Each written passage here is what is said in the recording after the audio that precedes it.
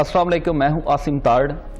कुछ दिन पहले मेरे एक अजीज़ हैं, उनकी शादी थी, तो उधर एक खानेवाल से आए हुए मेहमान थे। उनसे मुलाकात हुई। उनकी उम्र अब तकरीबन 60 से 65 साल के करीब है। तो उनसे जब तारफ़ हुआ, बातचीत शुरू हुई। इस दौरान मुझे एक शख्स की कॉल आई कि पुलिस ने मेरे भाई को गैर कानूनी थाने में बंद किया हुआ है। मेरे भाई के ऊपर कोई FIR भी नहीं और पुलिस वाले तशद्दुद भी बेतहाशा कर रहे हैं और कहते हैं कि इतने पैसे दो और बंदा घर ले जाओ। खैर, उस बंदे की जब कॉल बंद हुई तो वो जो मेहमान थे, मैंने उनको कहा कि हमारे पुलिस के निज़ाम को बदलने में अभी बहुत वक्त लगेगा। पुलिस वाले आम लोगों पर बड़ा तशद्दुद करते हैं। पुलिस का जो आम लोगों के साथ रवैया है वो बड़ा ज़ालिमाना है।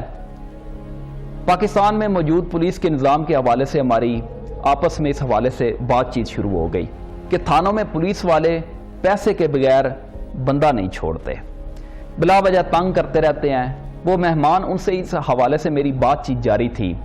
तो वो कहते हैं कि मैं आपको एक वाक़या सुनाता हूँ। वो कहते हैं कि ये 1994-95 की बात है कि मेरे एक मोहल्ले का नौजवान जो लोगों की जेब कतरता था, वो जब इन कार्रवाइयों की वजह से 1-2 बार पुलिस वालों ने पकड़ा तो जल्दी छूट गया। एक दिन क्या हुआ कि उसकी बीवी मेरे घर आई और कहने लगी कि मेरे खामद को फलां थाने वालों ने बंद किया हुआ है और 10 दिन हो गए हैं और पुलिस वाले उसको बहुत ज़्यादा मार रहे हैं और छोड़ भी नहीं रहे, मार मार कर उसका बुरा हाल कर दिया है। मैं थाने भी गई हूँ तो वो बड़े ज़्यादा पैसे मांग रहे हैं, ना छोड़ रहे हैं ना अदालत पेश कर रहे हैं।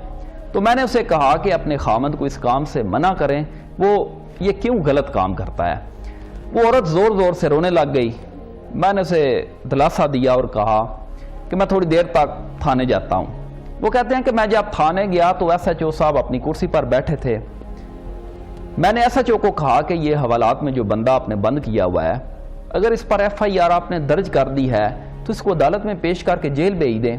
अगर नहीं की तो मार कुटाई तो इसकी आपने पहले ही काफ़ी कर ली है, अब इसको छोड़ दें। तो SHO ने मुझे कहा कि 50,000 रुपया दें, बंदा ले जाएं। FIR अभी हमने नहीं दर्ज की। उस दौर में 50,000 बड़ी रकम थी। वो कहते हैं इतनी रकम सुनकर मैं परेशान हो गया।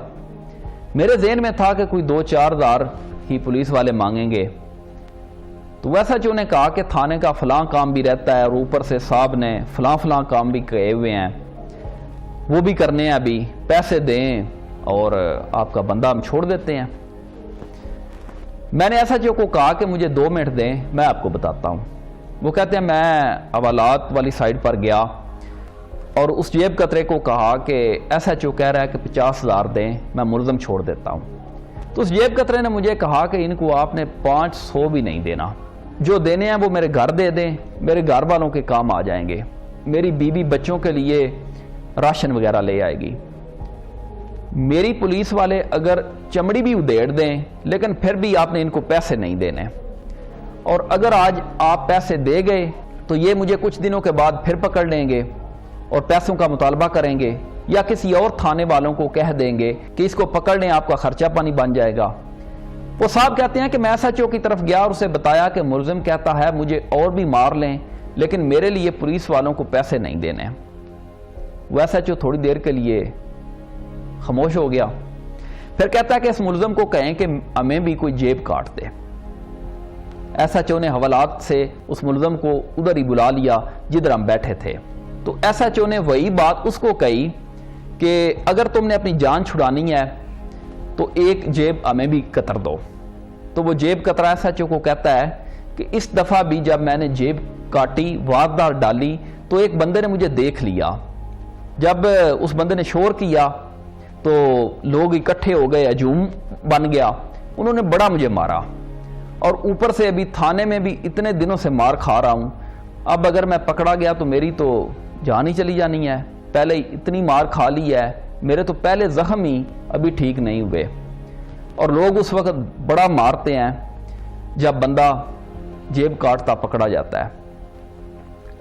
अगर आपने ये काम मुझसे कराना है तो मुझे 2 पुलिस वाले जो है ना वो मेरे साथ भेज दें, जो थोड़े फासले पर रहें। मैं जब वारदात डालूं तो वो आस पास ही मौजूद हूँ। अगर हजूम मुझे पकड़ता है तो फौरी मुझे हजूम से छुड़ा लें। اور چھڑا کر تھانے لے آئیں۔ وہ کہتے ہیں میں نے SHO کو دوبارہ ریکویسٹ کی کہ ایسا نہ کرائیں، آپ FIR کاٹ کے ملزم کو عدالت پیش کر دیں، لیکن SHO نے بات نہ مانی اور میں گھر واپس آ گیا۔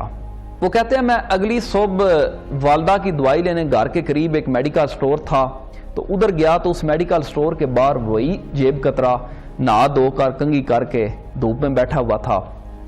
تو میں نے حیران ہو کر پوچھا کہ SHO نے کیسے تم کو چھوڑ دیا ہے؟ تو اس نے اپنی جیب سے 20,000 نکال کر مجھے دکھائے اور کہا کہ میں نے ان کا کام کر دیا تھا اور 20,000 مجھے بھی مل گئے۔ اس جیب کترے نے مجھے بتایا کہ جب آپ تھانے سے چلے گئے تو SHO نے میرے ساتھ 2 سپاہی بھیجے اور ایک بس پر ہم سوار ہو گئے۔ وہ سپاہی میری سیٹ سے 2-3 سیٹیں چھوڑ کر پچھلی سیٹوں پر بیٹھ گئے۔ ابھی بس تھوڑی چلی تھی کہ ایک سٹاپ پر ایک آڑتی بس میں سوار ہوا۔ اس آڑتی کی جیب میں فصل کے پیسے تھے جو اس نے بیچی تھی اور بس میں سوار ہوا تھا۔ اس کے پیسے اس کی نیچے والی جیب میں تھے اور وہ جیب بڑی بھاری لگ رہی تھی۔ میں نے نظر رکھ لی، جیسے ہی وہ آڑتی بس کے بائیں طرف والی سائڈ پر بیٹھ گیا، جیب اس کی ایک طرف ہو گئی اور میں نے وہ جیب کاٹ ڈالی اور اس میں 60,000 روپے تھے۔ 40 پولیس والوں کو دیے اور 20 میں گھر واپس لے کر آ گیا۔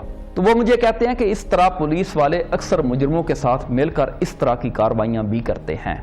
آج بھی اس کہانی کے سارے کردار زندہ ہیں۔